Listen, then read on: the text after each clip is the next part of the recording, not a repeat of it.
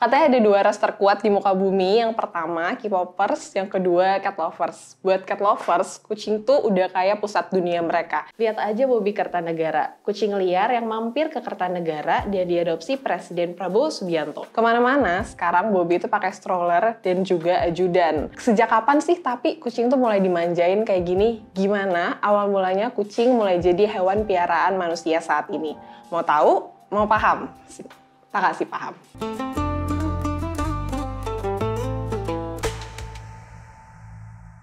Secara ilmiah, kucing masih berkerabat dengan macan, harimau, dan juga jaguar. Jadi kucing masih masuk ke dalam hewan liar. Nah, masuknya kucing ke dalam hewan piaraan atau domestikasi itu, konon spekulasi menyebutkan fenomena kucing yang menjadi hewan piaraan atau domestikasi ini sudah dimulai sejak 12.000 tahun yang lalu. Ada juga yang bilang itu sudah dimulai dari 3.600 tahun yang lalu. Bermula dari kawasan hilal subur atau bulan sabit subur di Timur Tengah, spesies awalnya adalah Felis libica atau kucing liar Afrika.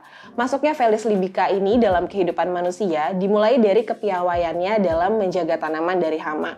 Nah, manusia saat itu yang masih bercocok tanam membutuhkan kucing untuk mengusir hama dari tanaman mereka. Tapi, ada juga anggapan yang menyatakan bahwa domestikasi kucing ini dimulai pada 3.600 tahun yang lalu. Arkeolog asal Prancis juga menemukan jejak domestikasi pada 9.000 tahun yang lalu di Pulau Siprus. Ia menemukan kerangka laki-laki, peralatan batu api, kerang laut, dan juga kerangka kucing yang masih berusia 8 bulan. Penemuan ini sebenarnya menunjukkan bahwa kucing itu bukan berasal dari Pulau Siprus. Ini artinya, kucing tersebut memungkinkan sudah dibawa berpindah tempat ke tempat lain dari tempat sebelumnya.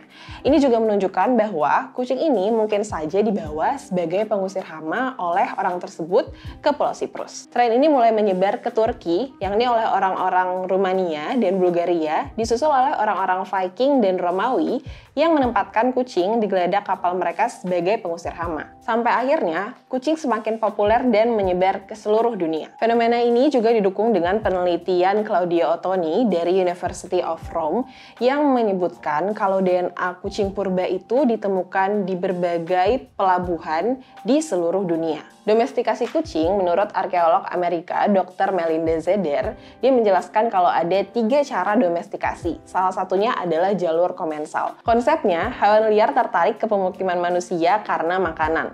Mereka pergi ke tempat manusia, memakan sisa makanan manusia, atau mangsa yang mungkin juga tertarik ke makanan manusia kayak tikus. Jalur ini dapat menjelaskan bagaimana domestikasi pada kucing itu dimulai.